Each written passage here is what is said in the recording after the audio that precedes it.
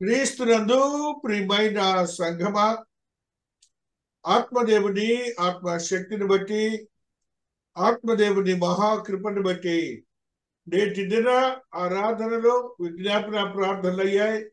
Bible స్టడీలో కొద్దిగా పరిశుద్ధ గ్రంథంలో ఉన్న కొన్ని సత్యాలు నేర్చుకుందాం. Salvation benefits. రక్షించబడిన వారికి లాభములు. రక్షింపబడిన వారికి లాభములు అనే అంశాన్ని ధ్యానించుకుందాం. ఒకటి, డెలివరెన్స్ ఫ్రమ్ ఎనిమీ. నీవు గనక రక్షింపబడితే,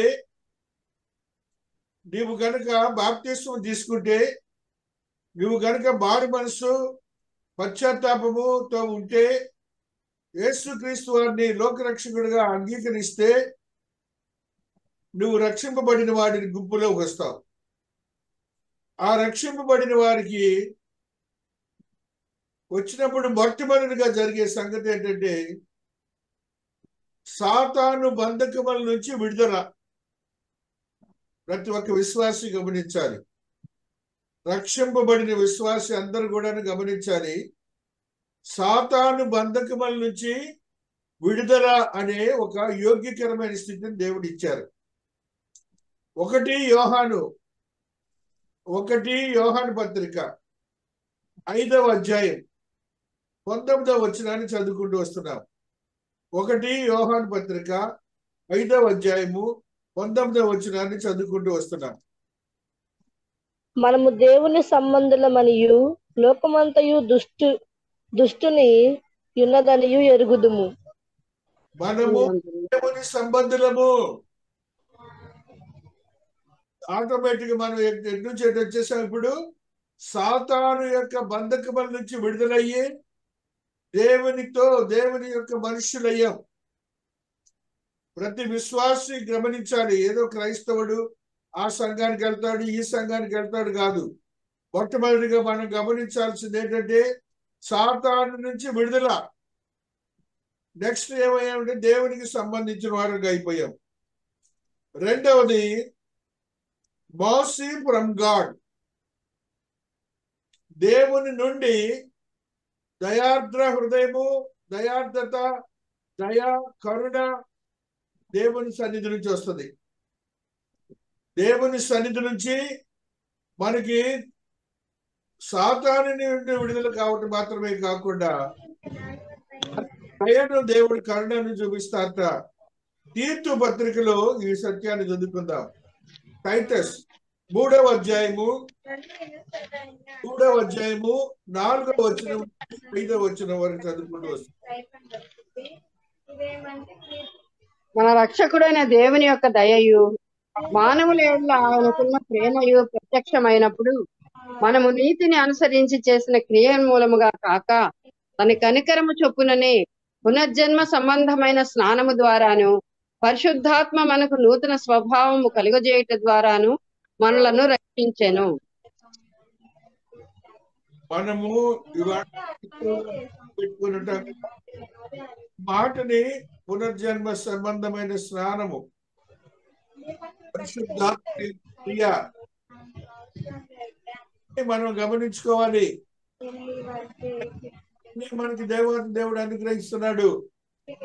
ఆ దేవుని యొక్క ఆత్మతో కూడిన ఆశీర్వదకరమైన స్థితిని మనం పొందుకోవాలని 4వ అధ్యాయము 4వ వచనాన్ని ఒకసారి చదువుకుందాం. తర్వాత 9. మన రక్షకుడైన దేవుని యొక్క దయయు మానవుల యేడల ఆయనకున్న ప్రేమయు ప్రత్యక్షమైనప్పుడు. దయా, ప్రేమ, దేవాతి దేవుడు ఈ రెండు నీకు ఇచ్చారు. నువ్వు అంత ధైర్యంతో ఉండాలంటే అంత ధైర్యంతో ఉండాలి. 9 కూడా చదువురా తల్లి. అవివేక తర్కములను, వంశావళులను, కలహములను, ధర్మశాస్త్రమును గుర్చిన వివాదములను, నిష్ప్రయోజనమును వ్యర్థమునైనవి గనుక వాటికి దూరముగా ఉండుము. పరిశుద్ధాత్మతో నింపబడిన జీవితం జీవించాలి. ఒక రీతిగా తెలియజేస్తున్నాడు. మనము రక్షింపబడిన వారికి ఇట్లా యోగ్యతను మనం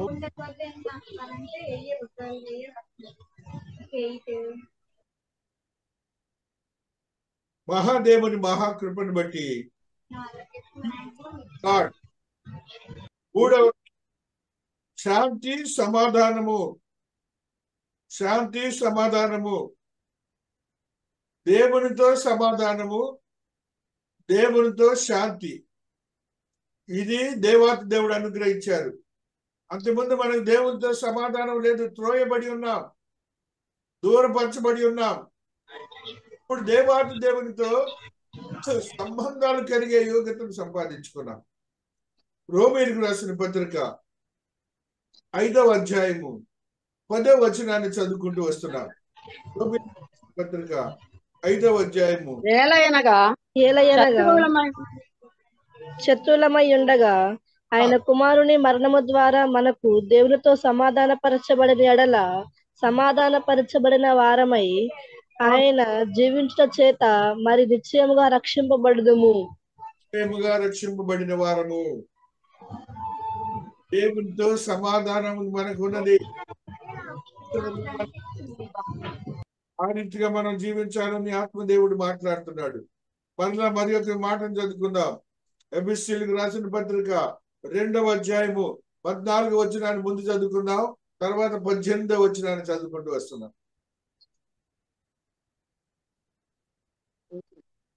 ఆయన మన సమాధానమై ఉండి మీకును మాకును ఉండిన ద్వేషమును అనగా విధిరూపకమైన ఆజ్ఞలు గల ధర్మశాస్త్రమును తన శరీరమందు కొట్టివేయుట చేత మధ్య గోడను పడగొట్టి మన ఉభయులను ఏకము చేసెను.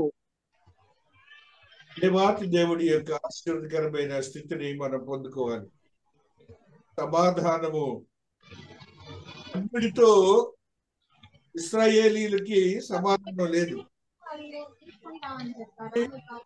ఇశ్రాయేలీలకి సమాధానం ఇచ్చాడు. ఆ సమాధాన క్రియను దేవాతి దేవుడు యోగ్యతను ఇచ్చారని గమనించాలి. ఆ రీతిగా ఆత్మీయతలో బలపరచబడినటువంటి మనము ఆశీర్వదకరంగా మార్చబడాలని దేవాతి దేవుడు మనతో పీస్ విత్ గాడ్, దేవునితో శాంతి సమాధానము. నెక్స్ట్ 4వది జస్టిఫికేషన్ బై ఫెయిత్. విశ్వాసము ద్వారా ఒక నీతియుక్తమైన స్థితిని అనుగ్రహిస్తాడు దేవాతి దేవుడు. గలేషియన్స్ 3వ అధ్యాయము 15వ వచనాన్ని చదువుకుందాం.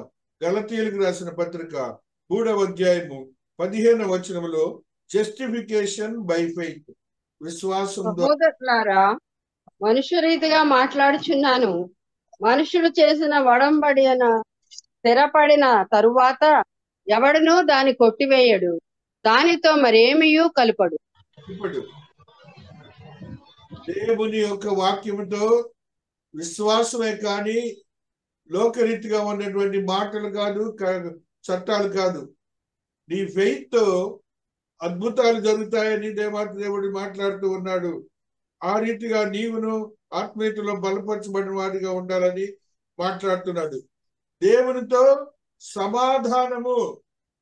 5వది రికన్సైల్ టు గాడ్. 2 కొరింథీ 5వ అధ్యాయము 14వ వచనాన్ని ముందు చదువుకుంటూ వస్తున్నాం. 2 కొరింథీ 5వ అధ్యాయము 14వ వచనాన్ని ముందు చదువుకుంటూ వస్తున్నాం. హల్లెలూయా. క్రీస్తు ప్రేమ మనల్ని బలవంతము చేయుచున్నది.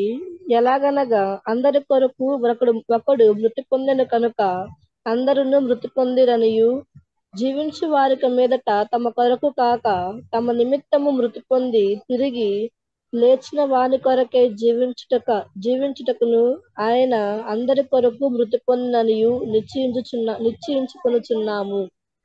రికన్సిలేషన్ టు గాడ్ అంటే మనకి నిత్య జీవాన్ని ఇచ్చాడు దేవాతి దేవుడు. నిత్య జీవంలో నువ్వు జీవించబోతున్నావు. ఆ స్థితిలోని నువ్వు రావాలి. 21వ వచనం కూడా చదువురా తల్లి. 2 కొరింథీ 5:21.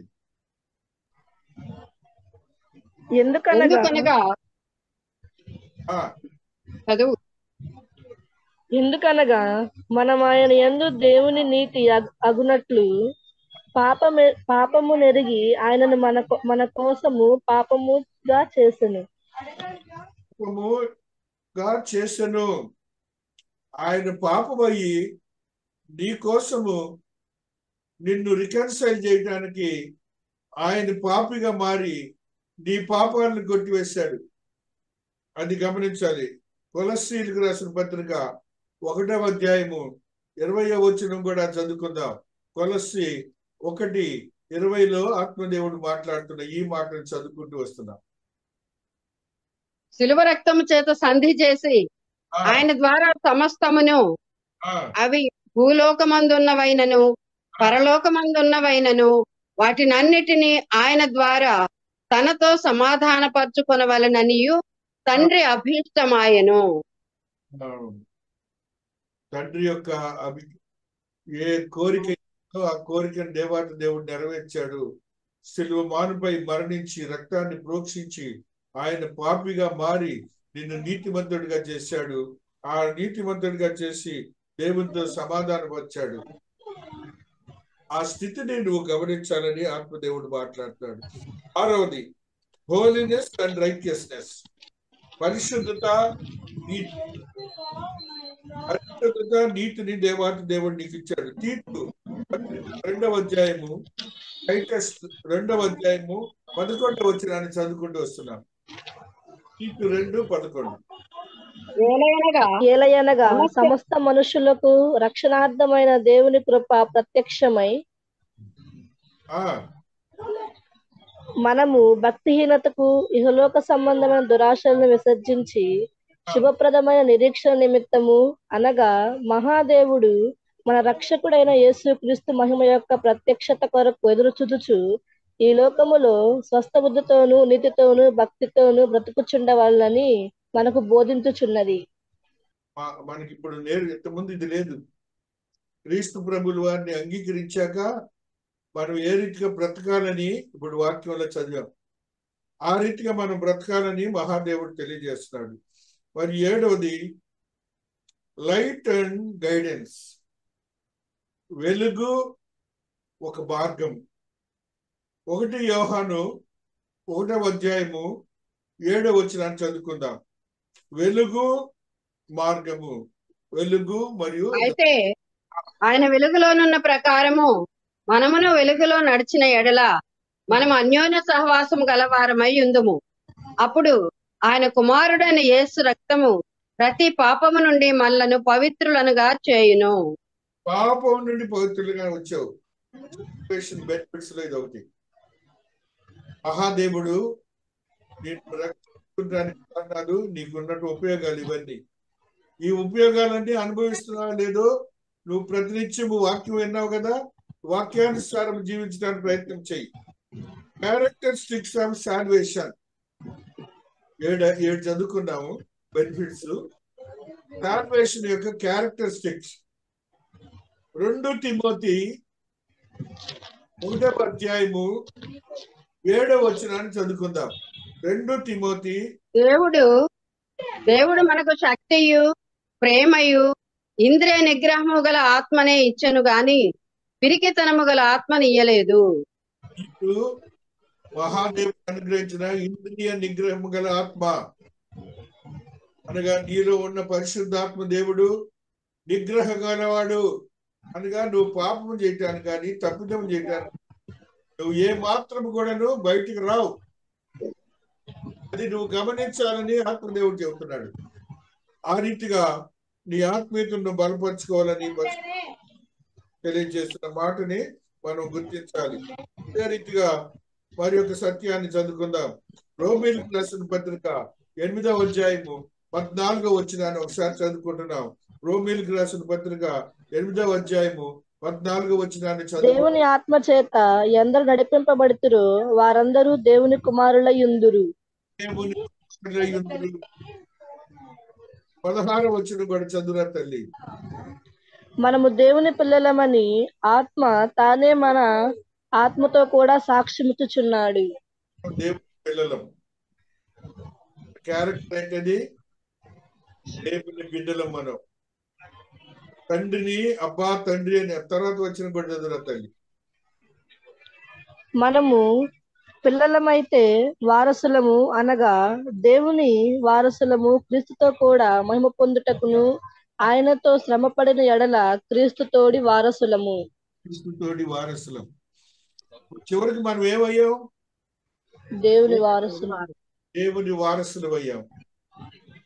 అది సాల్వేషన్, రక్షించబడ్డ, బాప్తిసం తీసుకున్న క్రైస్తవుడిగా చెప్పబడుతున్న మనందరికీ దేవుడు ఇచ్చిన యోగ్యత. వీటన్నిటిని మనం గమనించుకొని మన జీవితాలను గడిపి ధైర్యంగా దేవుని కొరకు పనిచేసే వారిగా ఉండాలని, మనకున్నటువంటి ఆశ్చర్యకరమైన స్థితిగతులు స్థిరపరచాలని మహాదేవుడి దినాన బైబిల్ స్టడీలో ఇచ్చినటువంటి సాల్వేషన్ బెనిఫిట్స్ ని గుర్తించుకుందాము. అదే రీతి క్యారెక్టరిస్టిక్స్ ని గుర్తించుకుందాం. నువ్వేమై ఉన్నావో అది దేవునికి వారసుడు అయి ఉన్నావు. క్రీస్తు వారు ఎలాగో నువ్వు కూడా అంతే. రేపు నిత్య జీవంలో నీవు క్రీస్తు వారు తండ్రి అయిన దేవుని యందు సమంగా ఉండబోతున్నారు.